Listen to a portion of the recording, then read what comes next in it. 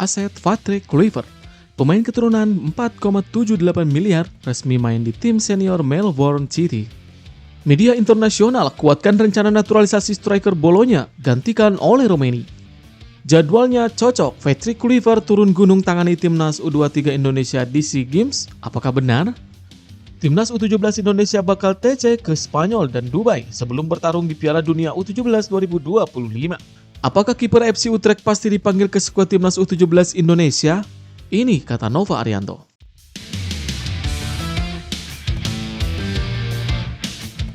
Aset Patrick Kluivert, pemain keturunan 4,78 miliar, resmi main di tim senior Melbourne City. Pemain timnas Indonesia U17 Matthew Baker membuat catatan apik usai debut bagi tim utama Melbourne City di laga resmi. Matthew Baker membuat debutnya itu di usia yang baru 16 tahun saat timnya menghadapi Avia Leeuwarden. Di laga tersebut, pemain keturunan Batak ini mencatatkan debutnya sebagai starter, di mana ia dipasangkan di posisi bek kiri. Dalam laga debutnya ini, Baker tampil apik di flank kiri dengan menyuplai bola ke rekan-rekannya saat menyerang, terutama di awal laga. Pada pertandingan itu, Baker dipercaya tampil penuh selama 90 menit.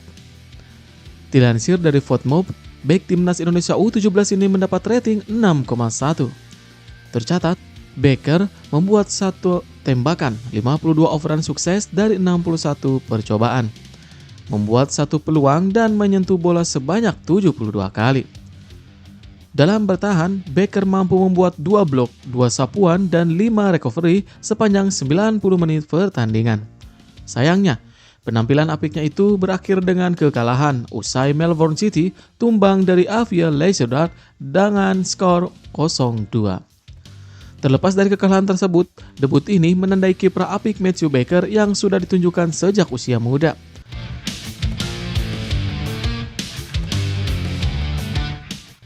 Media internasional kuatkan rencana naturalisasi striker Bologna gantikan oleh Romeni.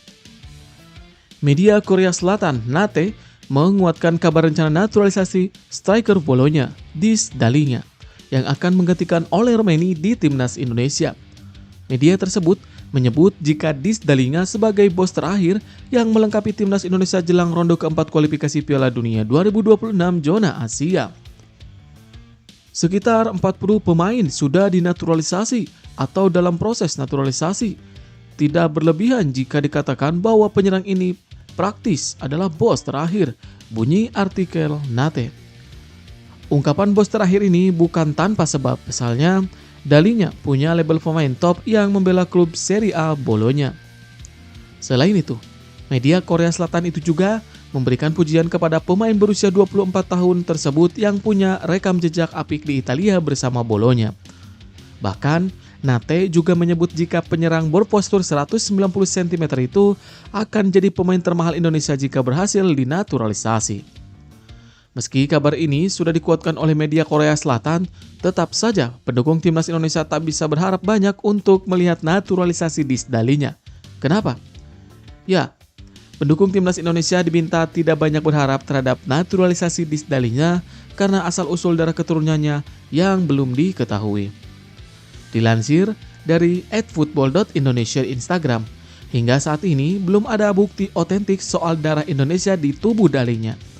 Hal ini diutarakan oleh YouTuber yang membahas pemain keturunan, Yusa Nugraha, yang menyebut dirinya belum mendapatkan informasi soal darah keturunan Dalinga.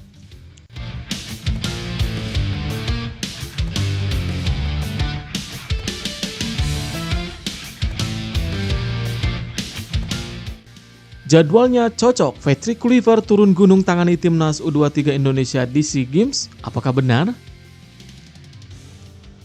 Patrick Kluivert dalam posisi tersedia untuk memimpin timnas U23 Indonesia di SEA Games 2025, mengikuti jejak Shin Tae-yong. Timnas U23 Indonesia akan ditangani pelatih berbeda untuk ajang multi cabang tersebar Asia Tenggara di akhir tahun. SEA Games 2025 bakal digelar di Bangkok pada 9 Desember hingga 20 Desember 2025 mendatang. Pelatih timnas U23 Indonesia saat ini, Gerald Van den Berg, mengungkap dirinya tidak ditugaskan untuk ajang yang dimenangi Indra Syafri 2 tahun lalu. Van den Berg baru saja memimpin Garuda Muda di Asian Cup U23 2025 dengan kegagalan di partai final. Kualifikasi Piala Asia U23 2026 akan digelar pada 3 hingga 9 September, yang berarti hanya 1 bulan mendatang. Sisa kalender bisa dimanfaatkan pelatih baru untuk memoles Garuda Muda untuk mempertahankan medali emas di SEA Games 2025. Terdapat opsi menunjuk lagi Indra Syafri, pelatih kawakan yang berkali-kali merebut trofi junior Asia Tenggara. Meski begitu, Indra baru saja gagal dalam memimpin timnas U20 Indonesia di Piala Asia U20, sehingga memastinya ada opsi lain. Satu opsi yang bisa dijajaki adalah menugaskan pelatih timnas senior Patrick Kluivert agar ia semakin mengenali pemain muda Indonesia. Kluivert dijadwalkan memimpin timnas senior di kualifikasi Piala Dunia 2026 pada Oktober, sedangkan jeda internasional berikutnya terjadi pada November. Pada Desember saat SEA Games 2025 berlangsung, tak ada agenda timnas senior untuk Kluivert. Jika Kluivert ditugaskan, ia akan mengikuti jejak Sinteyong sebagai pelatih timnas senior yang turun gunung ke SEA Games.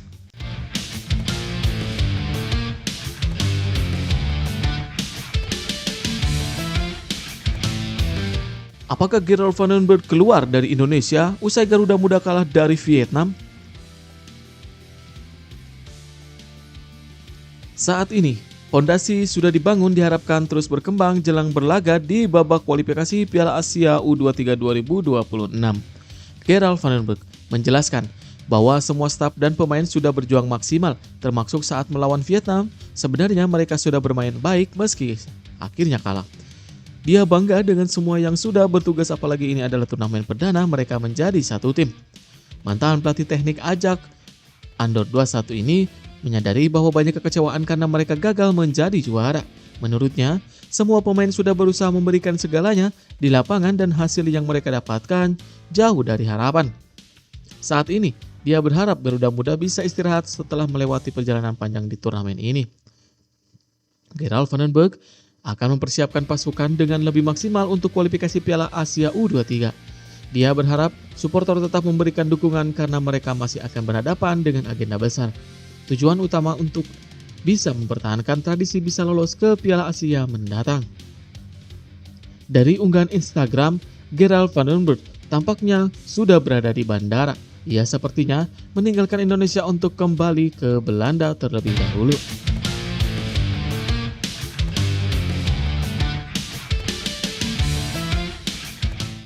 Timnas U17 Indonesia bakal TC ke Spanyol dan Dubai sebelum bertarung di Piala Dunia U17 2025. Timnas U17 Indonesia bakal melakoni sejumlah pemusatan latihan di luar negeri untuk persiapan menuju Piala Dunia U17 2025. Tim asuhan Nova Arianto tersebut bakal bertarung di ajang tahunan tersebut pada 3-27 November 2025 di Qatar. Garuda Asia bakal bertarung menghadapi Brazil, Honduras, dan Zambia. Zabi Goli dan kawan-kawan akan melakukan sejumlah uji coba internasional. Agenda terdekat bakal tersaji pada Agustus 2025. Timnas U17 Indonesia bakal beruji coba dengan Afrika Selatan, Panama, dan Tajikistan. Uji coba bakal digelar di Kota Medan, Sumatera Utara. Selain itu, Nova Arianto mengkonfirmasi bahwa timnya bakal menggelar pemusatan latihan di luar negeri. Selain Spanyol, Timnas U17 Indonesia bakal memilih Dubai sebagai lokasi tujuan.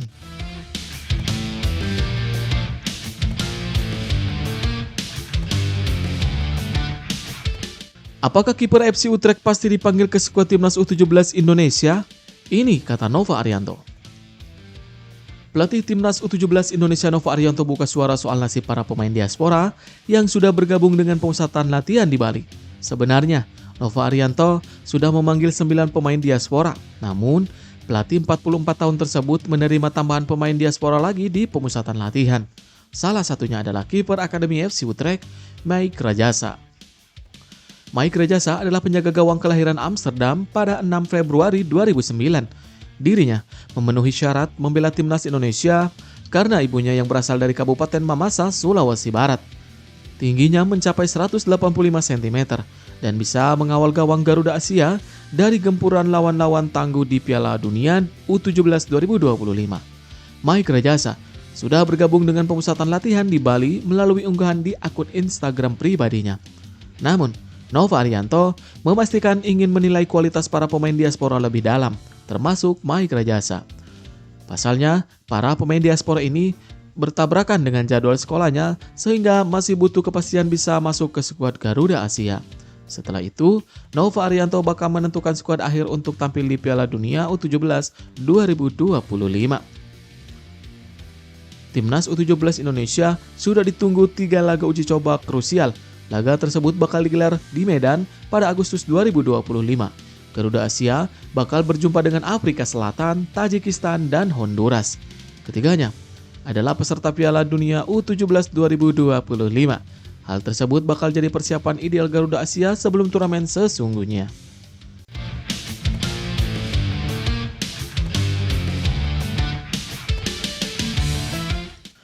Nova Arianto curhat alasan beberapa pemain diaspora tidak bergabung ke TC Timnas Indonesia di Bali.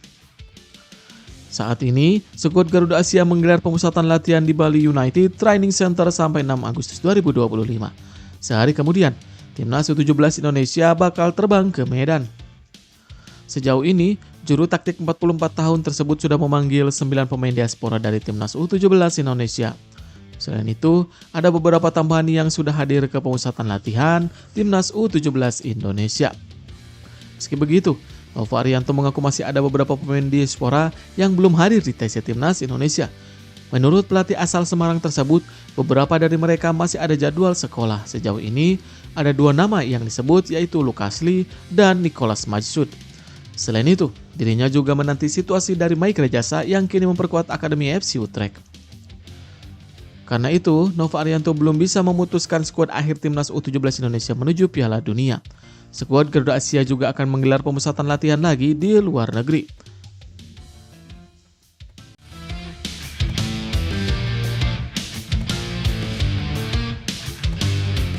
Arkan Fikri jujur minta main pada pelatih Timnas U23 Indonesia meski tahan sakit saat lawan Vietnam. Gelandang Timnas U23 Indonesia Arkan Fikri kecewa tidak bisa membantu timnya saat kalah dari Vietnam. Sang pemain sebelumnya mengalami cedera saat melawan Filipina dan absen saat melawan Malaysia dan Thailand. Absennya sosok krusial ini membuat lini tengah Garuda Muda menjadi kurang kreatif. Apalagi rekan duetnya yakni Tony Firmansyah juga sempat mengalami cedera yang membuat sektor gelandang timnas kritis. Pelatih Gerald van den Berg menugaskan Donny Tri untuk menjadi gelandang meski akhirnya masih kurang maksimal. Arkan Fikri mengakui bahwa dia meminta sendiri kepada pelatih Gerald untuk dimainkan. Dia masih belum sembuh dari cederanya, tetapi masih ingin membantu timnas menjadi juara. Menurutnya, beberapa waktu lalu dia sudah berusaha keras agar bisa pulih meski akhirnya belum maksimal. Pemain asal Arema FC ini melanjutkan dia memang hanya diberikan waktu beberapa menit di lapangan. Selama itu, dia sudah berusaha memberikan kontribusi maksimal untuk Garuda Muda. Bahkan, dia harus menahan sakit selama bermain dan ini sudah tidak dipikirkan karena misi utama adalah untuk menjadi juara. Arkan menilai bahwa cederanya kali ini cukup memprihatinkan. Dia harus beberapa kali menjalani pemeriksaan Magnetic Resonance Imaging atau MRI pasca laga melawan Filipina. Selain itu, ini menjadi beban karena dia ingin sekali berada di lapangan untuk membantu timnas.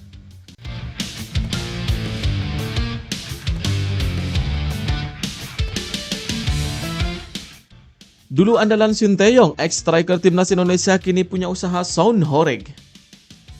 Mantan penyerang timnas Indonesia Dedik Setiawan kini merambah dunia bisnis di luar lapangan hijau. Pemain yang sempat menjadi andalan Sinteyong itu diketahui sedang menekuni usaha di bidang sound system hiburan atau yang lebih dikenal dengan sebutan Sound Horeg. Fenomena ini ramai diperbincangkan setelah beberapa video di media sosial memperlihatkan keterlibatan Dedik dalam aktivitas seputar peralatan audio berskala besar yang biasa digunakan untuk acara hiburan di wilayah Jawa Timur. Salah satu video unggahan kanal YouTube Sound System Malang memperlihatkan Dedik tengah memantau pengecekan sound system dari atas truk. Dalam keterangan videonya tertulis, dipantau langsung Dedik Setiawan Arema loading cek sound dia audio. Dalam video tersebut, Dedik terlihat mengenakan kaos hitam dan celana pendek. Tampak serius memperlihatkan proses pengecekan suara yang dilakukan oleh kru teknis. Tak hanya itu, bukti lain soal keterlibatan dalam bisnis sound system juga terlihat dari unggahan kanal YouTube Ali ID.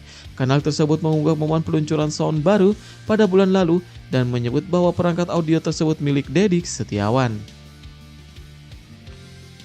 Langkah Dedik menekuni bisnis sound horeg ini mendapat beragam respon dari publik.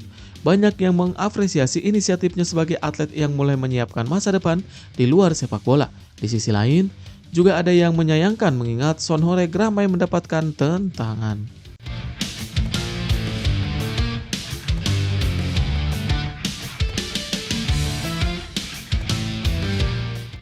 Breaking news, kuota pemain asing Super League 2025-2026 berubah lagi. Regulasi pemain asing Super League 2025 kembali berubah. Hal ini seperti disampaikan oleh Direktur Utama Ferry Paulus kepada awak media. Semula, disepakati bahwa kuota pemain asing yang bisa didaftarkan oleh klub sebanyak 11 orang, tapi cuma bisa masuk daftar susunan pemain atau dimainkan secara bersamaan 8 saja. Ada perubahan dilakukan menurut Ferry Paulus. Angka pemain yang bisa direkrut setiap klub tak berubah, tetapi cuma 7. Legion asing bisa dimainkan atau didaftarkan di DSP. Sebelumnya, aturan baru perihal pemain asing di Super League memang mendapat sorotan termasuk dari Ketua Umum PSSI Erick Thohir. Kemudian, mantan Presiden Inter Milan itu mengirimi surat kepada Ferry Paulus untuk mengurangi kuota daftar susunan pemain di Super League. Ferry mengatakan 7 pemain cukup ideal direkrut oleh tim, sementara 8 orang yang disepakati sebelumnya adalah permintaan dari klub. Sementara, untuk regulasi pemain muda di bawah 23 tahun tidak mengalami perubahan. Setiap tim tetap harus mendaftarkan minimal 5 pemain, dengan salah satunya wajib main setidaknya 45 menit.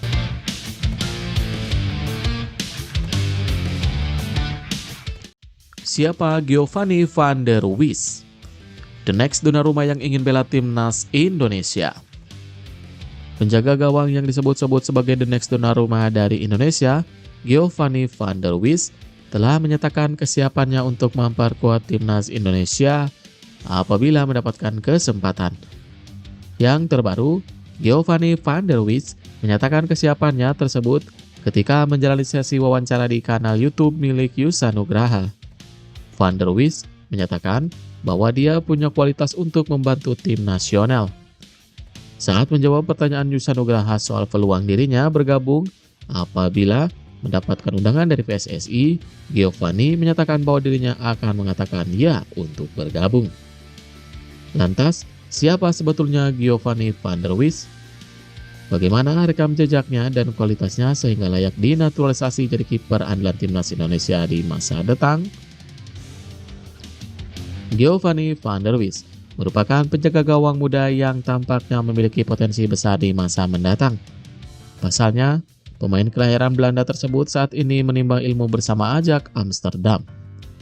Untuk saat ini, pemain kelahiran 1 Mei 2009 itu bermain bersama tim Ajax Amsterdam Under 17. Dari sejumlah informasi yang dihimpun, penjaga gawang berusia 16 tahun itu dijuluki sebagai The Next Donnarumma.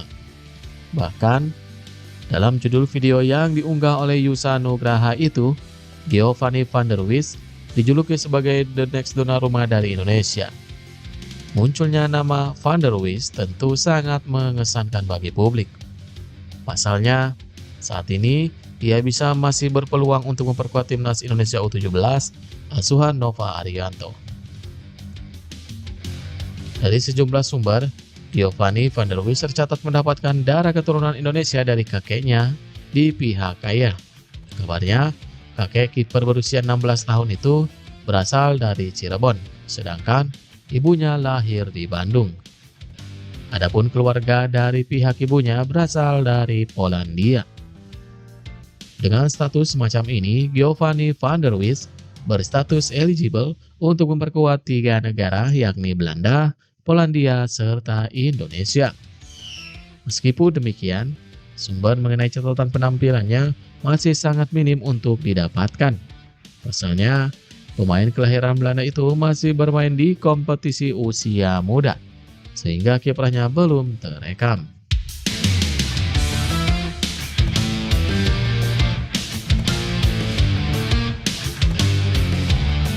Timnas Indonesia rusak persiapan Irak jelang ronde 4 Piala Dunia 2026.